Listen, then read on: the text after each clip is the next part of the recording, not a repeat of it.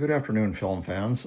Today I want to discuss a movie that most people don't include in the list of 1970s quote-unquote dystopian science fiction movies, and I don't really know why, because it falls well within the time frame. It was made in 1975, and it's certainly dystopian and chilling in its own right, and that's the Stepford Wives, whose terms have become, the term Stepford wife has become synonymous with the kind of people who exhibit the behavior that they do in this movie.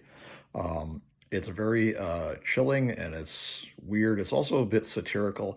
A lot of feminists, apparently, particularly Betty Friedan, didn't like this movie, thought they were making fun of feminism. I think that's exactly the reverse.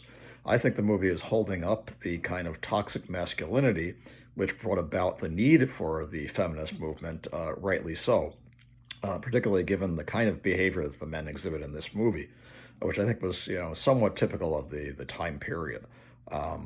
And it stars Katherine Ross and Peter Masterson and Paula Prentiss, Nanette Newman, Carol Mallory, Patricia Cornwell, and Tina Louise.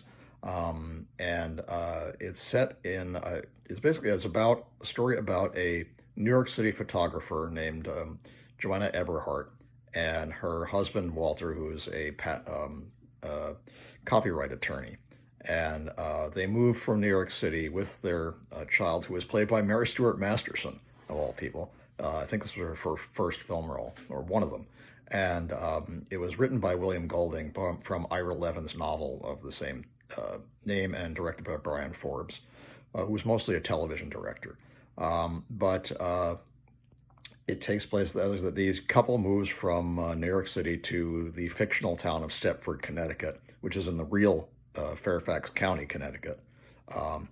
And they now are going to embark, they have a big house and there's room for their daughter to play and for their dog to run around, and they're going to have a better time than they would in their cramped New York apartment. Things soon start taking something of a dark turn. Walter starts becoming a little odd. One of the first odd things that happens, and this is kind of a pivotal moment, their neighbor Nanette Newman, who is played, or neighbor Carol Van Sant, who is played by Nanette Newman, comes over and brings them a casserole as a welcome. But she's acting in a very strange, almost robotic manner. And she walks in sort of an overly exaggerated sachet and, shows off her figure, even though she's wearing a rather frumpy looking dress. And, brings in this casserole and says, "Welcome to the neighborhood." And, you can return that whenever you want. And they eat the casserole, and Walter comments to Nanette's husband, she cooks as good as she looks, which is kind of an odd thing for him to say, I thought. And then he starts asking his wife if he can join this thing called the Men's Association, and says, it only meets a couple of times a week, and they just talk about town issues and things. And she doesn't really have any objection to it. She is kind of bored. She's looking around. She's a photographer, and she doesn't really find anything inspirational in this kind of sleepy little town to photograph, until she meets up with her new neighbor, Bobby DeMarco, who is played by Paula Prentiss.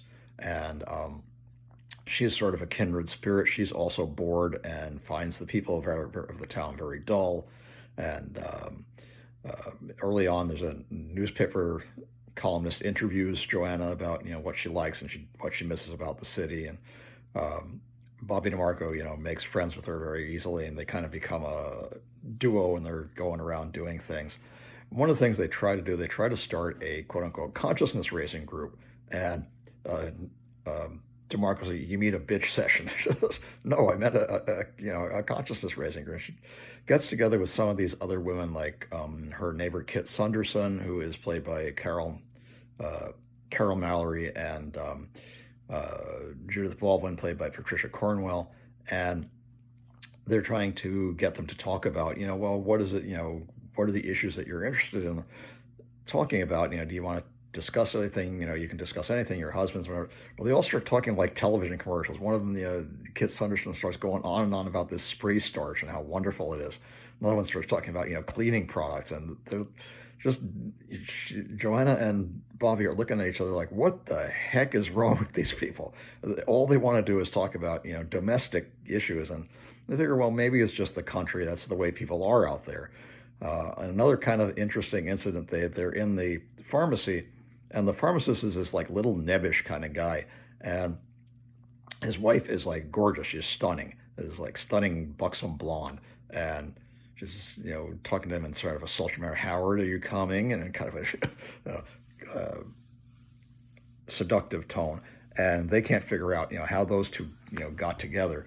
And they go over to one of their houses and they hear them having sex. And the wife is just going on like this guy is like the greatest thing since sliced bread. And they can't believe it, and they're just laughing, and they walk outside. Walter starts spending more and more time at this men's association, and he asks Joanne if he can bring some of them home to meet her. And one of them is a famous illustrator named Ike, and another one is this guy who's the head of the men's association, played by Patrick O'Neal, this really creepy character, only known as Diz. His name is Dale Koba. People call him Diz, and he works at a computer company. And she says, why do they call you Diz? He says, because I used to work at Disneyland. She says, I find that hard to believe. And he says, why? And she says, I don't think you're the kind of person who likes to entertain children. And that's kind of an odd thing to say, but they do some odd things. The character Ike makes a beautiful sketch of Joanna, of her face, and gives it to her as sort of a present. And then another one of the men's association people asks if she'll help him with this language experiment that he's doing, and if she'll read some of these words onto a tape. And she kind of bribes her and says, well, I'll do it, but if you get me some people to photograph, and because she's getting bored. If I can photograph your kids, I'll let you. And he says, that's blackmail. She said, yeah, well, deal with it. So they do that, and she records these words on a tape recorder. Supposedly he's an accent freak. He likes to listen to people's accents, and that's why he's doing it. Then a series of kind of unusual events starts to take place.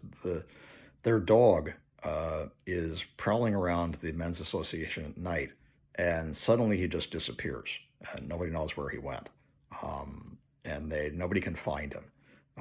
Then one of the townswomen, I believe it's they meet Charmaine, who is played by Tina Louise. Tina Louise. Charmaine Wimpyrus, that's the guy's name, Wimpyrus. I thought that was funny because obviously the name contains the word wimp, and the guy is basically a wimp.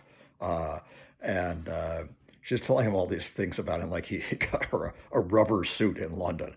And she says, Bobby says, what the hell is a rubber suit? And she says, you don't want to know. And then she's complaining that she doesn't have anybody to play tennis with. She has this big tennis court that her husband doesn't play, and the only people she's got to play with are, quote unquote, two teenagers with permanent erections. And Bobby DeMarco says, send them over to my house. She says, are you kidding? Those are the only people I've got. So they're playing tennis with her, and they're kind of, enjoying, and, they've found, again, another kindred soul, it seems. And then Charmaine and her husband go away for a weekend. When they come back, they find that she has changed somewhat, and she's now starting to behave like one of these the other townswomen. She's interested in cleaning. She's wearing an apron during the day and high heels, and is cleaning. And the tennis court is being torn up so her husband can put in a swimming pool. She says, I never realized, I was being very selfish. I was only thinking of myself, and what he wanted was a swimming pool, and now he's going to get it. And they're looking at each other kind of askance, like, what the hell is going on here? They go to New York City, and they're thinking, maybe it's something in the water or something, odd that's going on with these women's behavior. And one interesting incident occurs where they're at a barbecue, and at this barbecue, Nanette appears to be drinking quite a bit. She's drinking these like big, colorful cocktails. And then she tastes a cookie, and she starts saying to people, and she repeats this phrase over and over, I'll just die if I don't get this recipe. And she walks up to somebody else and says, I'll just die if I don't get this recipe. Her husband says, how many of these have you had? And he takes her away and, makes it seem like she was drunk, and they're going to take her to the hospital. But Peter Masterson says to her, "Isn't the hospital the other way?" And she says, "No, no, it's not." Wait a minute, you're right. And so they're thinking, something very odd is going on here. You drive by all the businesses in town; they're all either robotics or computer companies, and that's a big clue there. Anyway, Paula Prentiss and Katherine Ross start thinking, there's something in the water, or they can't quite figure out what's causing these people to change, and so they go in to see an old boyfriend of Katherine Ross's who lives in New York City, and his name is Raymond Chandler, and he's a pharmacist. And she was always making fun of him, what's your next novel, and all that. And finally they say the joke kind of got old, and they wore out, and they didn't last. But she goes in and gives him this sample of water to test, and he's kind of flirting with her a little bit, and he says, "Are you happy up there?" And Stepford says, "Oh yeah, everything's fine, and I'm happy." And he later writes down on a sheet of paper. He's married now too. He writes on a sheet of paper, "I'm not happy either." So he still has a torch for her, which, given that it's Katherine Ross, I can understand. And he tells them that there's nothing unusual in the water. It's just plain water. And he says, there's no such thing as a clean air compeller. Believe me, if there was, I'd market it and make $1 billion. It doesn't work that way. And so they go back, and they're kind of frustrated. They haven't really gotten an answer. And Bobby is scheduled to go off with her husband to this thing they do every year, an annual kind of retreat to New York City, where he first met and seduced her. And they go to the same hotel. I think it's the Waldorf Astoria. And when she comes back, now Bobby is acting like one of these Stepford women. She's wearing an apron. Her figure has changed. She's become more buxom and a bit taller, and seems like she's not interested in the same things she was interested in. Joanna asks her, "What does the name archaic mean?" And she says, "I don't know. Why would I know that?" She says, "You just said that word the other day." And she says, "It's not on the list. It's not on the word list." And she starts twigging to what's going on. She says, "You're being ridiculous." She says, "Am I? When I cut myself, I bleed. Do you?" And she cuts her own finger. And she says, "Oh, I'll get you a Band-Aid for that." And then she stabs Bobby with a knife, and she doesn't bleed. And the knife goes into her. She starts kind of running around saying, "Why would you do that? I thought we were friends. Why would you do that? I thought we were friends. I was just getting you coffee. I was just getting you coffee." And she's repeating these things over and over again. Obviously, she's a robot. And now Joanna is really freaked out. She goes to see a psychiatrist, and the psychiatrist tells her, maybe it's just the kind of town where, people are into that. There's certain, what would you think of if I said, Taos, artists and writers and poets? Yeah, well, maybe Stepford is the kind of place that, attracts people who are just, cleaning nuts, and people who like to, live like they're in the 1950s. She's starting to question her own sanity a bit. Maybe she's just making these things up, and maybe even what happened with Bobby can be explained somewhat. But things get, more and more dark, and she can't figure things out. She decides the psychiatrist tells her, just leave. If you're that frightened, pack up all your stuff and leave. And she tries to, but she finds that she's blocked from leaving by the police, who are obviously in accord with the Men's Association. She can't go to the mansion. They tell her it's off limits, basically, that it's an old mansion and that they don't want it damaged. And now she's really starting to panic. She can't find her daughter anywhere. She goes, there's something I forgot. She takes a bunch of photographs of her neighbor's children and goes to a gallery in New York, and they tell her they're good. And so now she's got a little bit of hope that, maybe she can sell some of her photographs. But when she comes back, that's when these other events start taking place. And eventually, her daughter is kidnapped. She doesn't know where she is. And we see that at the Men's Association, there is a duplicate of her being created, which looks exactly like her. It has a room which is exactly like her room, including her mirror and her dresser, which they copied when the Men's Association copied when they had the meeting over at their house. And she goes to confront Diz, basically, about, where's my daughter and what are you doing? And he plays a tape that sounds like her daughter saying, "Mommy, help me, Mommy, help me." And she's going up the stairs, and obviously the mansion has now been locked. She can't get out. And the last rather extremely frightening scene that you see is the duplicate Joanna is coming towards her, and she's got a stocking held in her hand, and she's going to strangle her to death with it. Uh, the final scene is even more chilling. And yeah, this is a very satirical scene in some ways, but it's also rather frightening. Is all of the women are in the supermarket dressed almost identically in these, sort of 1950s housewife outfits with, high heels and skirts and blouses and hats, and they're all saying hello to each other as they pass each other in the aisles of the supermarket. And the last thing we see is the Joanna clone also saying, a robot rather, saying hello and waving to her other neighbors, and it fades out into the credits run, and it fades out at that point. I thought it was rather brilliant. It's frightening. It's creepy. It's atmospheric. Katherine Ross does a fantastic job, as does Paula Prentiss and Tina Louise and Nanette Newman, and Peter Masterson too did a really good job.